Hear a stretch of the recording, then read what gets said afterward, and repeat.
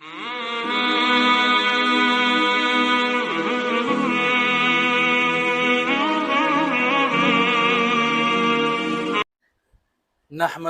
ونصلي ونسلم على رسوله الكريم اما بعد قال الله تبارك وتعالى في القرآن المجيد اهدنا الصراط المستقيم صراط الذين أنعمت عليهم غير المغضوب عليهم ولا الضالين۔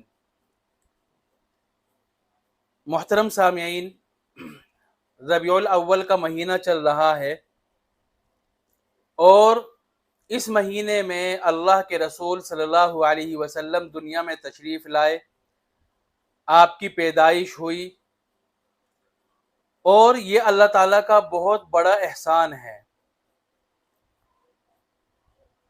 اس امت کو اللہ تعالیٰ نے بہت سارے انعامات سے نوازا، بہت ساری نعمتوں سے نوازا۔ اللہ تعالیٰ نے ہمیں کھانے پینے کے لیے چیزیں دی، آنکھ دی، اور ہاتھ پاؤں جیسی نعمتیں دی، عقل جیسی نعمت دی، بہت ساری نعمتیں، اور دن رات بلکہ مسلسل اب بھی اللہ تعالیٰ کی رحمتوں کی اور نعمتوں کی بارش ہو رہی ہے، جس پر اللہ تعالیٰ کا شکر ادا کرنا ہماری قدرت سے باہر ہے، طاقت سے باہر ہے۔ اتنی رحمتیں ہو رہی ہے، اتنی برکتیں اور نعمتیں نازل ہو رہی ہے، لیکن ان ساری نعمتوں میں اللہ تعالیٰ نے کسی نعمت کو اتار کر اور دے کر احسان نہیں کیا، احسان کا ذکر نہیں کیا۔ یعنی قرآن کریم میں اللہ تعالیٰ نے انسان کو ہاتھ دیے، لیکن قرآن کریم میں یا حدیث میں اللہ نے یہ نہیں کہا کہ میں نے تم پر احسان کیا تمہیں ہاتھ دے کر۔ اگرچہ اللہ تعالیٰ کا احسان ہے، لیکن اللہ نے احسان جتلایا نہیں، احسان کا ذکر نہیں کیا۔ اللہ تعالیٰ نے انسان کو عقل دی، علم دیا، حکمت و دانائی دی، لیکن اللہ نے احسان نہیں جتلایا۔ لیکن جب اللہ کے نبی صلی اللہ علیہ وسلم دنیا میں تشریف لائے اور اللہ نے اس امت کو محمد عربی صلی اللہ علیہ وسلم جیسے نبی کو نوازا اور اس امت میں بھیجا، تو اللہ نے احسان جتلایا۔ لَقَدْ مَنَّ اللَّهُ عَلَى الْمُؤْمِنِينَ إِذْ بَعَثَ فِيهِمْ رَسُولًا مِّنْ أَنفُسِهِمْ، کہ اللہ نے تمہارے اوپر بہت بڑا احسان کیا کہ تمہارے میں سے ہی تم میں ایک نبی اور رسول بھیج دیا۔ تو واقعتاً اللہ تعالیٰ کا بہت بڑا احسان ہے کہ ہمیں ایسا نبی دیا، محمد عربی صلی اللہ علیہ وسلم جیسا رہبر دیا، اور وہ وقت بہت ہی زیادہ برکتوں والا تھا، جس وقت اور جس دن جس تاریخ میں آپ صلی اللہ علیہ وسلم دنیا میں تشریف لائے۔ محترم ناظرین، یقیناً آپ کی پیدائش اس امت کے لیے باعث خیر و برکت ہے، شرافت اور بزرگی کی بات ہے، لیکن کچھ لوگ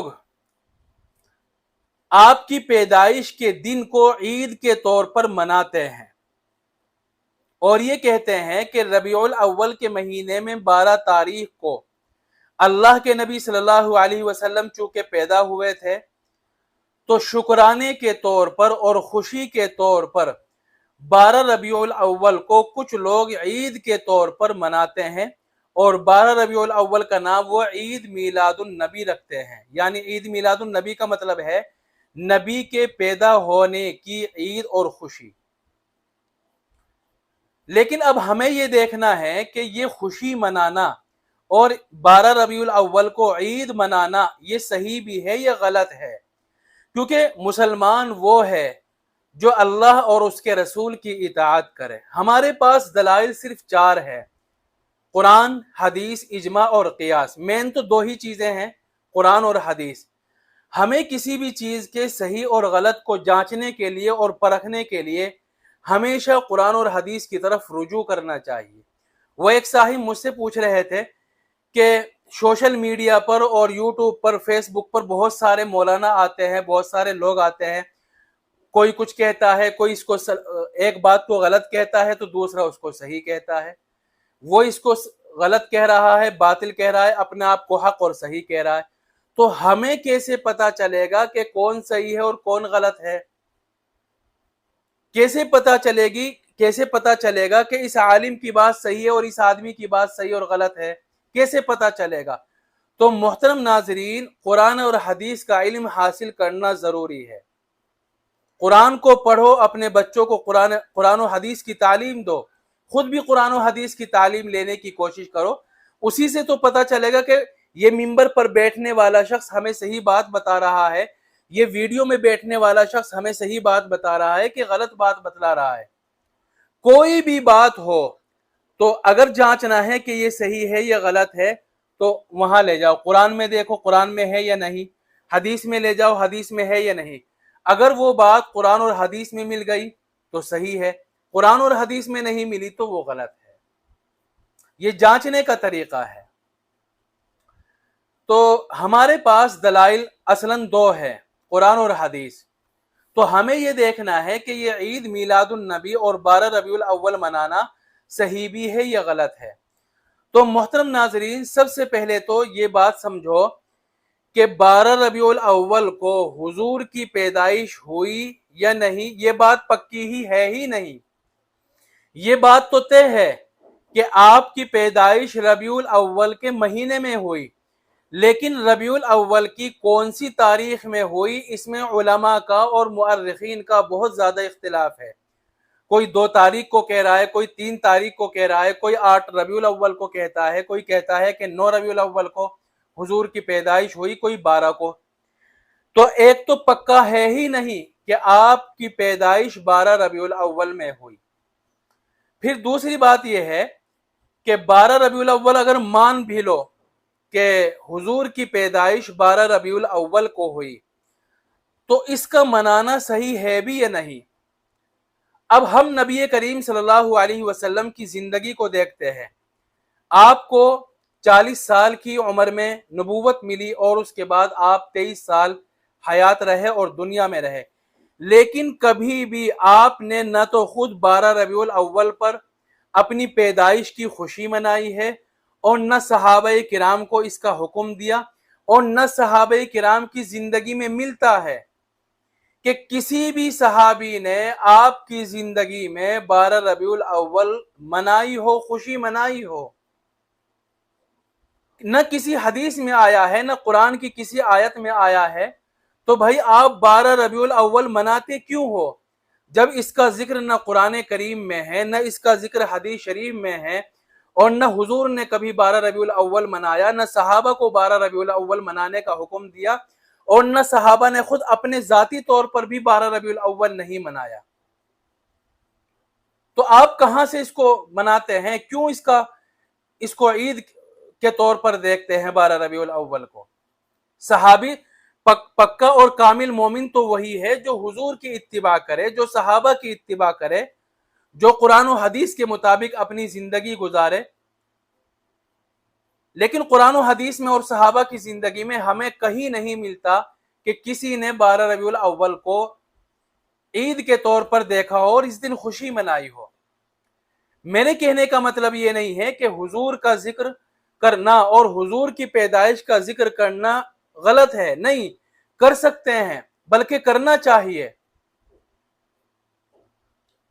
حضور کا ذکر کرنا، حضور کا تذکرہ کرنا اور حضور کی پیدائش کا تذکرہ کرنا باعث خیر و برکت ہے، سنت ہے، صحابہ سے بھی ملتا ہے۔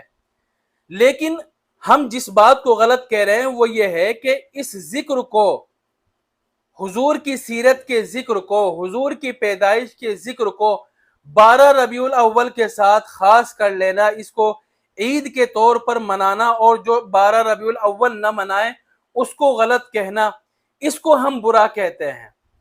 بھائی حضور کا تذکرہ کرنا 12 ربیع الاول کے ساتھ خاص نہیں ہے، کبھی بھی منا سکتے ہیں۔ ہم یہ کہتے ہیں کہ کبھی بھی مناؤ، اور مناتے بھی ہیں۔ ہم حضور کا تذکرہ کرتے بھی ہیں، حضور کی سیرت کا تذکرہ کرتے ہیں۔ خود آپ میری ویڈیو دیکھیں، کئی ویڈیو میری سیرت کے اوپر ہے، حضور کے تذکرے کے اوپر ہے۔ ہمارے علماء کرام نے بڑی بڑی کتابیں لکھی ہے سیرت کے اوپر، حضور کی ولادت کے اوپر، حضور کے پیدائش کے اوپر بہت ساری ویڈیوز ہمارے علماء کی ہے۔ تو ہم جو ہے حضور کا تذکرہ کرتے ہیں، سیرت کا تذکرہ کرتے ہیں، لیکن ہم اس کو 12 ربیع الاول کے ساتھ خاص نہیں کرتے۔ اور خاص اس لیے نہیں کرتے کیونکہ نہ تو حضور سے یہ ثابت ہے، نہ قرآن میں اس کا تذکرہ ہے، نہ حدیث میں اس کا تذکرہ ہے، نہ صحابہ کرام سے منقول ہے۔ جو کام اللہ نے اور اللہ نے جس کا حکم نہیں دیا، اللہ کے نبی نے جو کام نہیں کیا اور صحابہ نے جو کام نہیں کیا، ہم اس کو کیسے کر لیں؟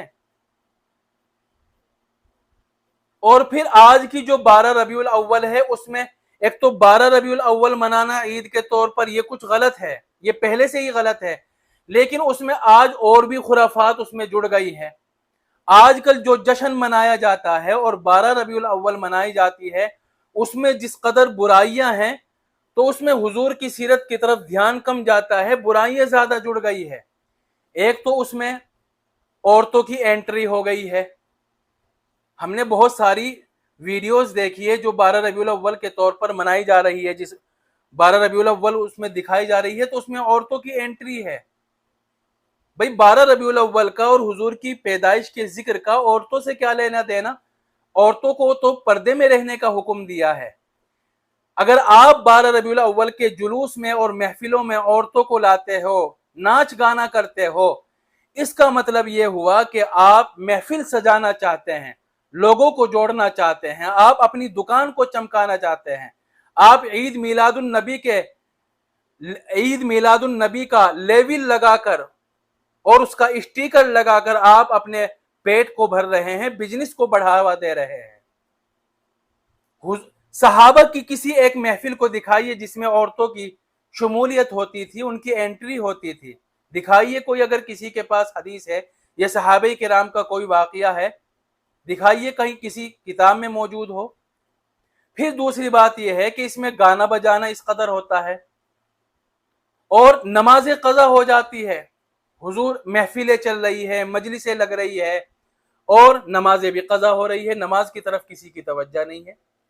کیا عید میلاد النبی منانا نماز سے بڑھ کر کام ہو گیا ہے؟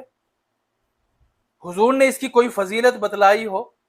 دکھائیے اگر کہیں ہو۔ اسی طرح اس میں ایک برائی جڑ گئی ہے، قیام کرنا، یعنی عید میلاد النبی کی محفل ہوتی ہے تو اس میں درود پڑھتے پڑھتے یہ لوگ کھڑے ہو جاتے ہیں، جو لوگ 12 ربیع الاول مناتے ہیں، اور کھڑے کیوں ہو جاتے ہیں؟ یہ کہتے ہیں کہ حضور تشریف لے آئے ہیں۔ بھئی تمہیں کہاں سے عقل دے، کون سا تمہیں خمیرہ کھلائے؟ اللہ کے نبی صلی اللہ علیہ وسلم اس دنیا سے رخصت ہو گئے ہیں اور وہ اپنی قبر مبارک میں آرام فرما رہے ہیں، آپ کی محفل میں کہاں سے آ جائیں گے وہ؟ آپ خود سوچیں، آپ نے یہ بات تو سنی ہوگی کہ دنیا میں سب سے افضل جگہ کون سی ہے؟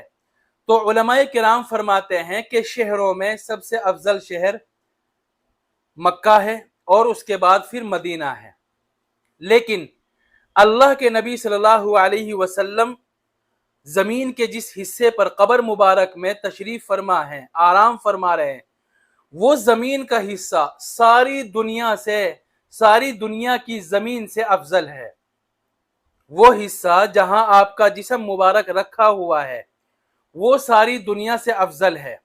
شہروں میں اگرچہ مکہ افضل ہے، لیکن اگر زمین کے حصوں کے اعتبار سے دیکھا جائے تو مدینے کا وہ حصہ جہاں آپ کا جسم مبارک رکھا ہوا ہے سب سے افضل ہے۔ تو وہ سب سے افضل کیوں ہے؟ کیونکہ آپ کا جسم اطہر، جسم مبارک وہاں ہے۔ تو اگر اللہ کے نبی صلی اللہ علیہ وسلم آپ کی محفل میں آ گئے، مجلس میلاد میں موجود ہے، تو کیا ہمارا شہر سب سے افضل نہیں ہو جائے گا؟ اگر ہمارے شہر کی میلاد میں محفل میں اللہ کے نبی صلی اللہ علیہ وسلم تشریف لے آئے تو ہمارا شہر سب سے افضل نہیں ہو جائے گا؟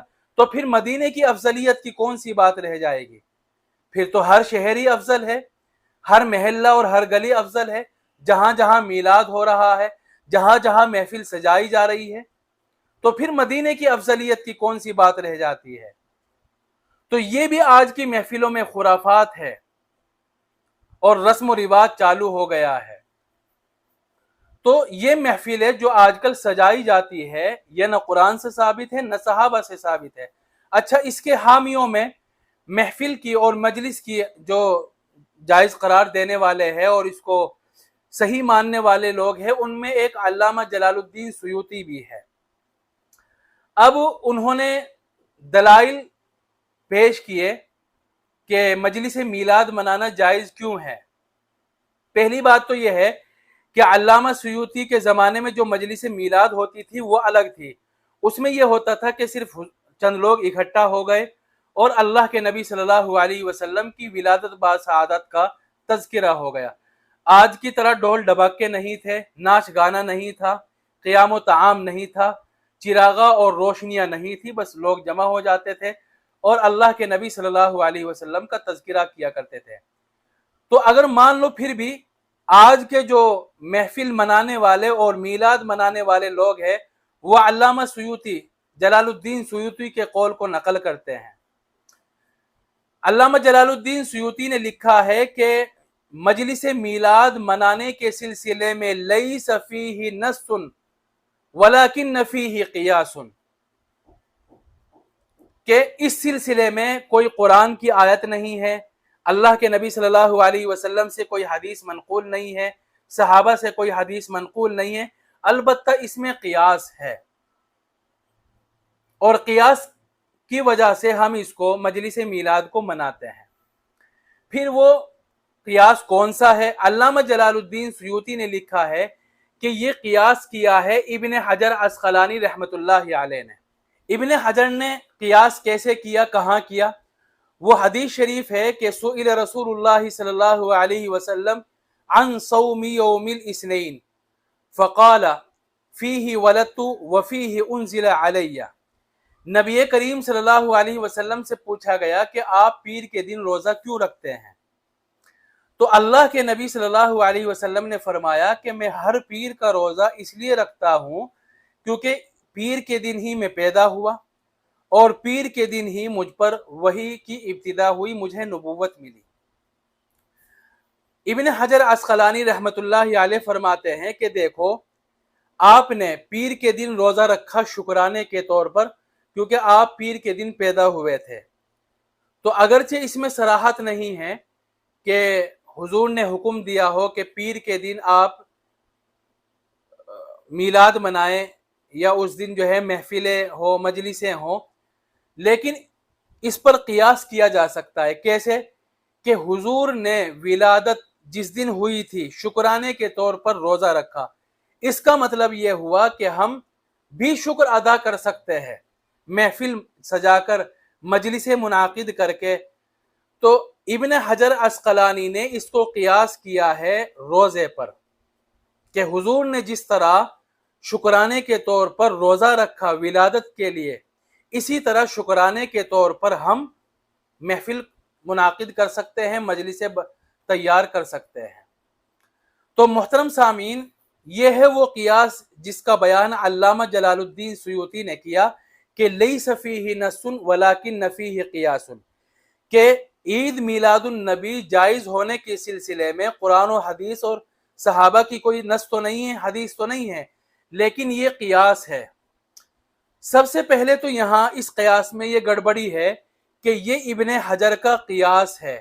ابن حجر کوئی مجتہد نہیں تھے جن کی تقلید کی جائے، ٹھیک ہے؟ سب سے پہلی بات تو یہ ہے۔ دوسری بات یہ ہے کہ یہ قیاس کس کا ہے؟ علامہ جلال الدین سیوطی نے ذکر کیا کہ یہ ابن حجر کا قیاس ہے، اور علامہ زرقانی نے کہا کہ یہ ابن رجب کا قیاس ہے۔ یعنی اس حدیث سے جو استدلال کیا ہے مجلس میلاد کے جواز پر، علامہ جلال الدین سیوطی تو کہتے ہیں کہ ابن حجر نے قیاس کیا ہے، اور دوسرے بعض علماء کہتے ہیں کہ ابن رجب نے قیاس کیا ہے۔ تو اولاً تو یہی پتہ نہیں ہے کہ یہ قیاس کس نے کیا ہے، اور اگر مان لو کہ یہ قیاس ابن حجر نے کیا یا ابن رجب نے کیا ہے تو یہ دونوں علماء بہت بڑے محدث تو ہو سکتے ہیں لیکن یہ مجتہد نہیں ہے، اور غیر مجتہد کا قیاس جائز نہیں ہے، اس پر عمل کرنا بھی صحیح نہیں ہے۔ پہلی خرابی تو یہ ہو گئی اس حدیث سے، میلاد کے جائز ہونے کے سلسلے میں جو دلیل دی جاتی ہے پہلی دلیل یہی ہے۔ دوسری خرابی یہ ہے کہ اگر ہم یہ قیاس صحیح بھی مان لیں کہ چلو بھائی हुजूर ने शुक्राने के तौर पर रोजा रखा, तो हम दलालतन और इशारतन इससे ये बात निकाल सकते हैं कि शुक्राने के तौर पर मजलिस मना लो। तो भाई इस हदीस में एक और जुमला भी तो है, वो उनजिला अलैया, कि मैं शुक्राने के मैं रोजा रखता हूँ पीर के दिन, हुजूर ने फरमाया, और उसकी दो वजह बयान की है। एक तो फीही वलद, तो पीर के दिन में पैदा हुआ, दूसरी वजह बयान की है वो उनजिला अलैया, मुझे नबूवत मिली। तो भाई जिस तरह आप इस हदीस की वजह से ईद मिलादुन नबी के जवाज पर इस्तिदलाल करते हैं, उसके लिए महफिलें और मजलिसें मुनाकिद करते हैं, तो इसके दूसरे जुज पर भी तो अमल करना चाहिए, और एक महफिल और मजलिस वही की इब्तिदा के और नबूवत मिलने के सिलसिले में भी तो मुनाकिद करनी चाहिए। एक महफिल ऐसी भी तो हो जिसमें जिक्र हो हुजूर को नबूवत मिलने का और वही की इब्तिदा का। आपने इस हदीस के एक हिस्से पर तो अमल किया और दूसरे हिस्से पर अमल नहीं किया। दो खराबी हो गई। तीसरी खराबी यह है कि यह कियास ही गलत है। अगर यह कियास सही होता तो यह कियास कभी सहाबे किराम को समझ में ना आया, यह अभी उलमा को समझ में आया, मजलिस मीलाद मनाने वालों को अब समझ में आया। सहाबा किराम को समझ में नहीं आया था यह कियास, कि भाई हुजूर ने फरमाया कि मैं बतौर खुशी के रोजा रखता हूं, तो भाई मीलाद भी मनानी चाहिए। आप कुरान हदीस को सहाबा से ज्यादा जानने वाले हो गए। और चौथी खराबी इस कियास की यह है कि भाई अगर हुजूर का मकसद शुक्राने के तौर पर रोजा रखने का होता, आप अकल से काम लो। अगर कोई खुशी का मौका होता है, ईद का मौका होता है, तो ईद के मौके पर खिलाया जाता है कि रोजा रखा जाता है। मिसाल के तौर पर हम किसी के यहाँ शादी है, अब उसने अपने दोस्तों को दावत दी। अब दोस्त पूछने लगे कि भाई हाँ आप दावत दे रहे, बड़ी खुशी की बात है, भाई निकाह है, तो आप क्या खिलाएंगे हमें? तो आप कहने लगे कि भाई खुशी का मौका है लेकिन कुछ खिलाऊंगा नहीं, बल्कि आप सुबह को भी भूखे रहना और शाम तक भूखे रहना, रोजा रखना, यही है भाई खुशी और यही है दावत। तो लोग बेवकूफ कहेंगे, नहीं कहेंगे कि भाई खुशी के मौके पर खिलाया जाता है, भूखा नहीं रखा जाता। तो अल्लाह के नबी सल्लल्लाहु अलैहि वसल्लम ने अगर खुशी मनाई होती विलादत की, तो आप पीर के दिन खुशी रोजा रखकर नहीं मनाते, बल्कि लोगों को दावत देकर और खुद भी खाकर अच्छे अच्छे खाने तैयार करके इस तरह खुशी मनाते। तो खुशी रोजा रखकर नहीं मनाई जाती, खाना खिलाकर और खाना खाकर खुशी मनाई जाती है। तो भाई इस हदीस से इस्तिदलाल करना ही गलत है। और इसी तरह बाज लोग कहते हैं, आज भी उलमा कहते हैं, बाज लोग जो मीलाद मनाने वाले हैं, कि नसारा और ईसाई हजरत ईसा की पैदाइश का दिन मनाते हैं बड़ी खुशी के तौर पर, और उस दिन उनकी पार्टी शार्टी होती है कि भाई आज जो है हजरत ईसा पैदा हुए थे। तो मुसलमान अपने नबी की पैदाइश का दिन मनाना ये उसके ज्यादा हकदार है, क्योंकि ईसाई मजहब और नसारा का जो मजहब है आज के दौर में बातिल है, गलत है। वो अपने नबी की योम पैदाइश मनाते हैं, तो हमें अपने नबी की ज्यादा हक है कि हम अपने नबी की योम पैदाइश मनाए, क्योंकि हमारे नबी सच्चे थे, हमारी शरीयत सच्ची है और हम हक पर है। तो हम महफिल सजाएंगे, हम मजलिस सजाएंगे, ताकि दुनिया के सामने हुजूर की जो पैदाइश है उसका तज़किरा आए, हुजूर की सीरत का जिक्र आए और हुजूर के औसाफ और कमालात का तज़किरा लोगों के सामने आए। तो नसारा और ईसाइयों के मुकाबले में मुसलमान अपने नबी की पैदाइश का दिन मनाने के ज्यादा हकदार है। बाज लोग ये दलील देते हैं। तो मोहतरम, आप जरा अकल से काम ले। आपने ये तो सोच लिया, गौर व फिक्र तो कर लिया कि भाई नसारा अगर मनाते हैं तो हमें ज्यादा हक है कि हम मनाएं। हुजूर ने नहीं फरमाया मन तशब्बह बिकौमिन फहुव मिनहुम, दूसरी कौम से मुशाबहत करना ममनू है। آپ نے اس حدیث کو نہیں دیکھا، نہیں سنا، آپ حضور کے پیدائش کے ذکر کرنے کے سلسلے میں اتنے جذباتی ہو گئے کہ آپ کو دوسری حدیثیں نظر نہیں آئی جس میں کہا گیا ہے کہ دوسری قوم کی مشابہت سے بچو. تو اگر آپ اس لیے عید میلاد النبی مناتے ہیں کہ عیسائی اپنے نبی کی یوم پیدائش مناتے ہیں تو آپ اس حدیث کے مستحق ہوں گے، اس وعید میں شامل ہوں گے، آپ گنہگار ہوں گے. اور دوسری بات یہ ہے کہ اگر آپ اس لیے عید میلاد النبی مناتے ہیں کیونکہ نصارہ مناتے ہیں حضرت عیسیٰ کا، تو بھائی نصارہ تو اسلام آنے سے پہلے اپنے نبی کی پیدائش کا دن مناتے ہیں، اسلام آنے سے پہلے ہی. تو صحابہ کرام کے زمانے میں صحابہ کرام کو یہ بات سمجھ میں نہیں آئی، یا حضور اکرم صلی اللہ علیہ وسلم کو سمجھ میں نہیں آئی نعوذ باللہ کہ بھئی یہ نصارہ تو حضرت عیسیٰ کی پیدائش کا دن مناتے ہیں، تم میری پیدائش کا دن مناؤ. حضور نے کہیں نہیں کہا، نہ صحابہ کرام کے عمل سے ثابت ہے، تو تم لوگ یہ بات کہاں سے کہتے ہو؟ تو بہرحال عید میلاد النبی منانا یہ صحیح نہیں ہے، غلط ہے، بدعت ہے اور حرام ہے. 12 ربیع الاول منانا غلط ہے، پرہیز کرنا چاہیے.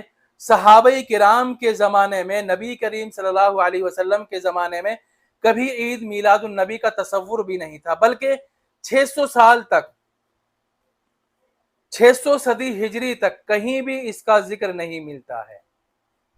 نہ تابعین کے زمانے میں اس کا ذکر ملتا ہے، نہ تبع تابعین کے زمانے میں. علامہ سید سلیمان ندوی نے تو سیرت النبی میں لکھا ہے کہ غالباً 4 صدی ہجری کے بعد اس کا سلسلہ شروع ہوا، لیکن تحقیق یہ ہے کہ 4 نہیں 6 صدی ہجری کے بعد اس کا سلسلہ شروع ہوا. اور سب سے پہلے جو اس کی ابتدا کی تھی عید میلاد النبی کی 12 ربیع الاول کی، وہ موصل شہر کا ایک رہنے والے صوفی بزرگ تھے عمر ابن محمد موصلی، انہوں نے اس کی ابتدا کی تھی. اس کے بعد یہ سلسلہ شروع ہو گیا. لیکن اگرچہ عمر ابن محمد نے اس کی ابتدا کی تھی، ان کی میلاد الگ تھی، آج کی میلاد الگ ہے. آج کی میلاد تو خرافات کا مجموعہ ہے، اس میں حضور کا ذکر کم ہوتا ہے اور دوسری خرافات زیادہ آ جاتی ہے.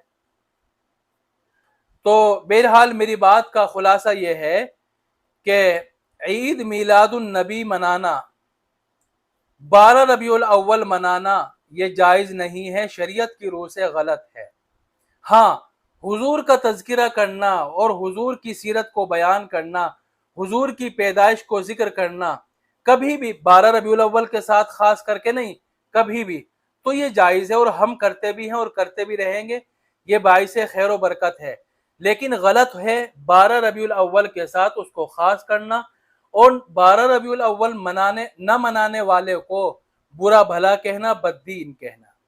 اللہ تعالی ہم سب کو عمل کرنے کی توفیق عطا فرمائے. اللہ تعالی ہم سب کو نبی کریم صلی اللہ علیہ وسلم اور صحابہ کرام کے نقش قدم پر چلنے کی توفیق عطا فرمائے. وآخر دعوانا الحمدللہ رب العالمین.